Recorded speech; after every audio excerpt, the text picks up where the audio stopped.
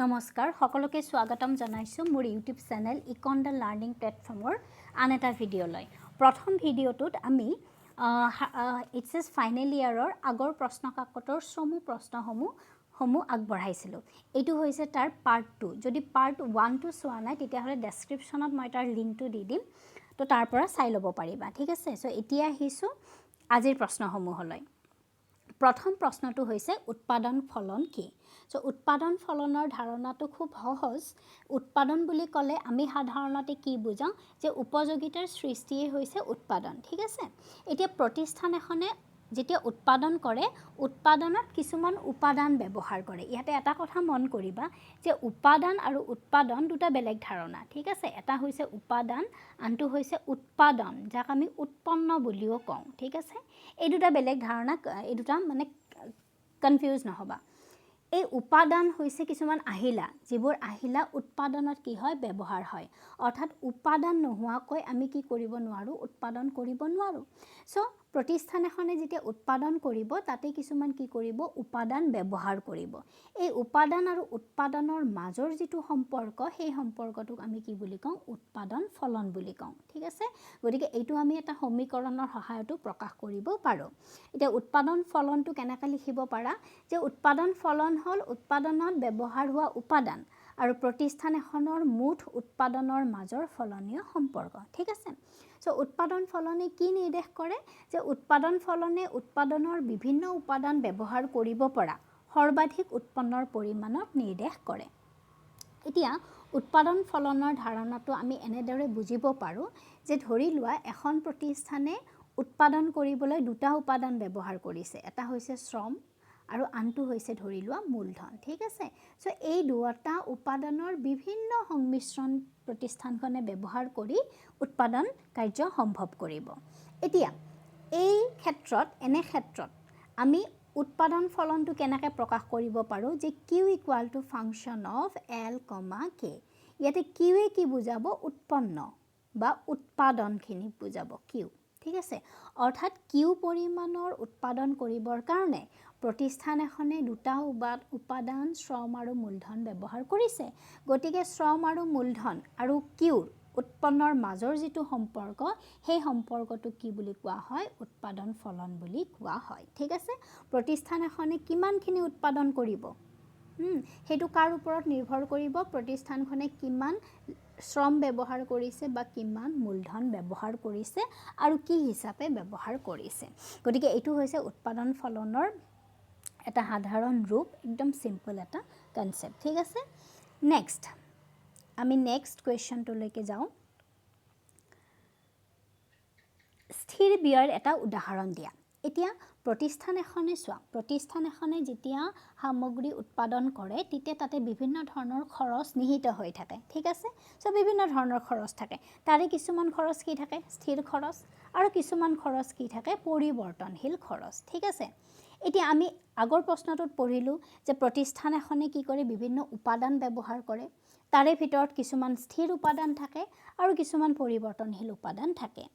এই স্থিৰ উপাদানবোৰৰ বাবদ প্ৰতিষ্ঠানখনে যি খৰচ বহন কৰিব তাকে আমি কি বুলি কওঁ স্থিৰ খৰচ বুলি কওঁ স্থিৰ উপাদানৰ বাবদ ঠিক আছে এতিয়া স্থিৰ উপাদান বুলি কোৱাৰ লগে লগে যে উৎপাদন প্ৰক্ৰিয়া এটাত এই উপাদানবোৰ কি থাকে স্থিৰে থাকে অৰ্থাৎ তুমি যিমানে উৎপন্ন নকৰা কিয় স্থিৰ উপাদানৰ কোনো পৰিৱৰ্তন নহয় ঠিক আছে পৰিৱৰ্তনশীল খৰচ কোনটো হয় যিবোৰ পৰিৱৰ্তনশীল উপাদানৰ বাবদ খৰচ কৰা হয় ঠিক আছে পৰিৱৰ্তনশীল উপাদানবোৰ উৎপাদনৰ পৰিমাণৰ লগত জড়িত হৈ থাকে কিন্তু স্থিৰ খৰচবোৰ উৎপাদনৰ পৰিমাণৰ লগত জড়িত হৈ নাথাকে ঠিক আছে অৰ্থাৎ ইয়াতে আমাক সুধিছে স্থিৰ খৰচৰ উদাহৰণ দিব দিছে এটা 1 মাৰ্কৰ সো ইয়াতে মই কেইটামান উদাহৰণ দি দিছো তাৰে ভিতৰত তোমালোকে যিকোনো এটা লিখিব পাৰিবা যে ভূমিৰ খাজনা মূলধনজাত সামগ্ৰীৰ খৰচ স্থায়ী শ্ৰমিকৰ মজুৰি বীমাকৰণ খৰচ এইবোৰ হৈছে আমাৰ স্থিৰ খৰচ ঠিক আছে অৰ্থাৎ উৎপাদন প্ৰক্ৰিয়া আৰম্ভ হোৱাৰ আগতে এই উপাদানবোৰৰ বাবদ আমি কি কৰিব লাগিব খৰচটো বহন কৰিব লাগিব ঠিক আছে গতিকে স্থিৰ খৰচৰ উদাহৰণত ইয়াৰে যিকোনো এটা লিখিব পাৰিবা আৰু তোমালোকক যদি সোধে যে স্থিৰ খৰচ কাক বোলে তেতিয়া লিখিব পাৰিবা যে স্থিৰ উপাদানৰ বাবদ যি ব্যয় বহন কৰা হয় তাকে স্থিৰ খৰচ বোলে ঠিক আছে ইয়াতে লিখিব নালাগে এই প্ৰশ্নটোৰ উত্তৰত লিখিব নালাগে কাৰণ ইয়াতে উদাহৰণ দিব দিছে সো ইয়াৰে যিকোনো এটা উদাহৰণ লিখিলে হ'ল যদি স্থিৰ খৰচ কাক বোলে তেতিয়া এই সংজ্ঞাটো দিব পাৰিবা তাৰ পিছত নেক্সট কোৱেশ্চনটো লৈকে আহিছো ভাৰসাম্য দৰ বুলিলে কি বুজা এতিয়া ভাৰসাম্য বুলি ক'লে আমি কি বুজো এটা সমতা অৱস্থাক বুজো এটা ব্যালেন্সিং সিচুৱেচন ঠিক আছে এতিয়া ভাৰসাম্য দৰ কোনটো হয় বজাৰ ভাৰসাম্য বুলি এটা চেপ্টাৰ আছে যেটো আমি পিছত ভালকৈ আলোচনা কৰিম ভাৰসাম্য দৰ কোনটো হয় যে যেটো দৰত চাহিদা আৰু যোগান পৰস্পৰ সমান হয় তাকে আমি কি বুলি কওঁ ভাৰসাম্য দৰ বুলি কওঁ ঠিক আছে বজাৰৰ প্ৰধান দুটা শক্তি আছে চাহিদা আৰু যোগান সো চাহিদা আৰু যোগান যেতিয়া পৰস্পৰ সমান হয় তাক আমি কি বুলি কওঁ ভাৰসাম্য দৰ বুলি কওঁ আৰু ভাৰসাম্য দৰটো আমি কেনেকৈ বুজিব পাৰো চিত্ৰৰ সহায়ত বুজিব পাৰো যে ধৰি লোৱা ইয়াতে হৈছে আমাৰ দৰ অক্ষ এডাল হৈছে আমাৰ পৰিমাণ অক্ষ ঠিক আছে সো এইডাল হৈছে আমাৰ চাহিদা ৰেখা নিম্নগামী সকলোৱে জানা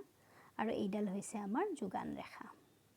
এতিয়া চাহিদা ৰেখাই যোগান ৰেখাই যেটো বিন্দুত লগ লাগিব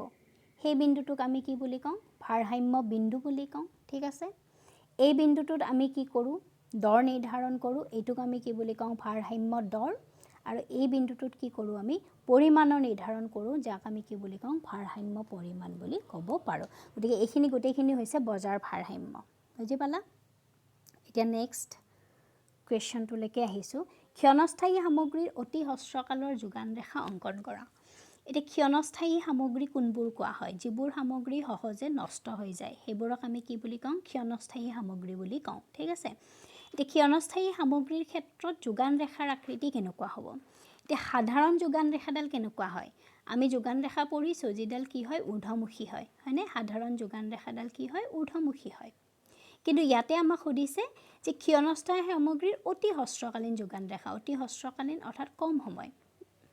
তাতে যোগান ৰেখাৰ আকৃতি কেনেকুৱা হ'ব ই হ'ব উলম্ব আকৃতিৰ মনত ৰাখিবা উলম্ব আকৃতিৰ হ'ব আৰু তাক আঁকি দেখাব লাগিব এনেকৈ আঁকি দেখাবা ইয়াতে দৰ থাকিব এইফালে পৰিমাণ থাকিব আৰু এইডাল হৈছে কি আমাৰ যোগান ৰেখা এছ এছ হৈছে আমাৰ অতি হ্ৰস্বকালীন ক্ষণস্থায়ী সামগ্ৰীৰ যোগান ৰেখা ঠিক আছে নেক্সট কোৱেশ্চন অপূৰ্ণ প্ৰতিযোগিতাৰ বজাৰত অন্তৰ্গত প্ৰতিষ্ঠানৰ গড় আয় আৰু প্ৰান্তিক আয় ৰেখাৰ আকৃতি কেনেকুৱা একদম সহজ প্ৰশ্ন যে গড় আয় আৰু প্ৰান্তিক আয় ৰেখাৰ আকৃতি সুধিছে কোনখন বজাৰৰ অপূৰ্ণ প্ৰতিযোগিতা বজাৰ যেনে ধৰি লোৱা একচেটিয়া বজাৰ একাধিকাৰ বজাৰ সো এনে ক্ষেত্ৰত গড় আয় প্ৰান্তিক ৰেখাৰ আকৃতি কেনেকুৱা হয় আমাৰ নিম্নগামী বা হেলনীয়া আকৃতিৰ হয় ঠিক আছে সো ইয়াতে ৰেখাডাল দুডাল আঁকি দেখাব পাৰা এডাল হৈছে এ আৰ মানে গড় আয় ৰেখা আৰু এডাল হৈছে এম আৰ তাৰ মানে প্ৰান্তিক আয় ৰেখা ঠিক আছে এম আৰ ৰেখাডাল সদায় এ আৰ ৰেখাৰ তলত থাকে মনত ৰাখিবা অপূৰ্ণ প্ৰতিযোগিতামূলক বজাৰত ঠিক আছে পূৰ্ণ প্ৰতিযোগিতামূলক বজাৰত কি হয় এ আৰ আৰু এম আৰ সমান হয় কাৰণ তাতে দৰটো স্থিৰে থাকে কিন্তু ইয়াতে দৰৰ কি হৈ থাকে পৰিৱৰ্তন হৈ থাকে সো সেইকাৰণে দুডাল ৰেখা হেলনীয়া আকৃতিৰ হয় আৰু এম আৰ ৰেখাডাল এ আৰ ৰেখাৰ ক'ত থাকে তলত থাকে ঠিক আছে নেক্সট কোৱেশ্চনটো আহিছো যে অৰ্থনীতিত ব্যৱহৃত দুষ্প্ৰাপ্যতাৰ ধাৰণাটোৰ সংজ্ঞা দিয়া দুষ্প্ৰাপ্য শব্দটো আমি অৰ্থনীতিত প্ৰায়ে ব্যৱহাৰ কৰি থাকো দুষ্প্ৰাপ্য মানে কি নাটনি ঠিক আছে সো দুষ্প্ৰাপ্যৰ ধাৰণাটো আমি কেনেকৈ দিব পাৰো যে অৰ্থনীতিত দুষ্প্ৰাপ্যতাই সম্পদৰ নাটনিক বুজায় অৰ্থাৎ চাহিদা অনুপাতে সামগ্ৰীৰ বা সম্পদৰ নাটনিয়ে হ'ল কি দুষ্প্ৰাপ্যতা ঠিক আছে তেনেকৈ লিখিলে হ'ল 1 মাৰ্কৰ কাৰণে তাৰ পিছৰ প্ৰশ্নটোলৈ আগবাঢ়িছো সুযোগ ব্যয় কি এতিয়া সুযোগ ব্যয়ৰ ধাৰণাটো আমি কেনেকৈ ক'ব পাৰো তাৰ যদি আমাক ডেফিনিশ্যন সুধিছে 1 মাৰ্কৰ কাৰণে আমি লিখিব পাৰো যে সুযোগ ব্যয় হৈছে যে পৰৱৰ্তী উত্তম দ্ৰব্যটোৰ উৎপাদন ত্যাগ সুযোগ ব্যয়ক আমি অৰ্থনৈতিক ব্যয় বা সলনি ব্যয় বুলিও কোৱা হয় এটো ইম্পৰ্টেন্ট খুব মনত ৰাখিবা আমাক খালি ঠাই পূৰণ কৰাও সোধে যে সুযোগ ব্যয়ক ড্যাশ ব্যয় বুলি কোৱা হয় খুব ইম্পৰ্টেন্ট এটা যিকোনো এটা দ্ৰব্যৰ সুযোগ ব্যয় কি যে পৰৱৰ্তী উত্তম দ্ৰব্যটোৰ উৎপাদন ত্যাগ অৰ্থাৎ কি বুজাইছে যে নিৰ্দিষ্ট পৰিমাণৰ সম্পদেৰে কোনো এটা দ্ৰব্য বা সেৱা কাৰ্য যেতিয়া আমি উৎপাদন কৰো অন্য দ্ৰব্য উৎপাদনৰ ত্যাগো তাতে জড়িত হৈ থাকে যেটো একেখিনি সম্পদেৰে কি হয় উৎপাদিত হয় গতিকে কোনো এটা দ্ৰব্য উৎপাদন কৰোতে অন্য দ্ৰব্যৰ হিচাপত কিছুমান কষ্ট বা ত্যাগ আমি স্বীকাৰ কৰিব লগা হয় সেইখিনিকে আমি কি বুলি কওঁ সুযোগ ব্যয় বুলি কওঁ ঠিক আছে গতিকে সুযোগ ব্যয়ৰ ধাৰণাটো আমি পিছত আৰু বহলভাৱে ব্যাখ্যা কৰিম আজি 1 মাৰ্কৰ কাৰণে এইখিনি আমি কৈ দিলোঁ এতিয়া নেক্সট কোৱেশ্চনটোলৈ আগবাঢ়িছোঁ তলাবন্ধা দাম কি ঠিক আছে তলাবন্ধা বিন্দু থাকে হুধে কেতিয়াবা 2013 সুধিছিলে বোধহয় তলাবন্ধ বিন্দু কাক বোলে 19 সুধিছে তলাবন্ধ দাম কি কনসেপ্টটো প্ৰায় একে তলাবন্ধত দৰ হল সেইটো দৰ য'ত প্ৰতিষ্ঠানে উৎপাদন বন্ধ কৰাৰ সিদ্ধান্ত গ্ৰহণ কৰে গতিকে হস্ৰকালত এখন প্ৰতিষ্ঠানে কেতিয়ালৈকে উৎপাদন কাৰ্য চলাই থাকিব যেতিয়ালৈকে সামগ্ৰীটোৰ দৰ গড় পৰিৱৰ্তনশীল ব্যয়ৰ সমান হয় P = AVC হয় ঠিক আছে কিন্তু যেতিয়া দৰ AVCতকৈ কমি যাব তেতিয়া প্ৰতিষ্ঠানখনে কি কৰিব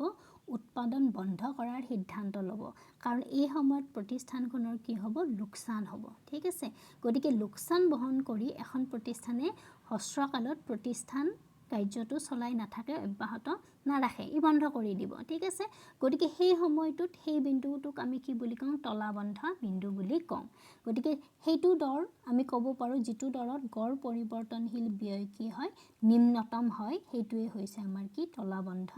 দৰ বা তলাবন্ধ দাম ঠিক আছে গতিকে আমি আজি এই ভিডিঅ'টোত এইখিনি প্ৰশ্ন আগবঢ়ালো পিছৰ ভিডিঅ'টোত আমি আন প্ৰশ্নসমূহ আগবঢ়াই থাকিম তোমালোকৰ কিবা যদি সুধিব লগা থাকে বা কিবা কনফিউজন থাকে কিবা বুজিব লগা থাকে আমাক কমেন্ট সেকশনত কৈ দিবা আমি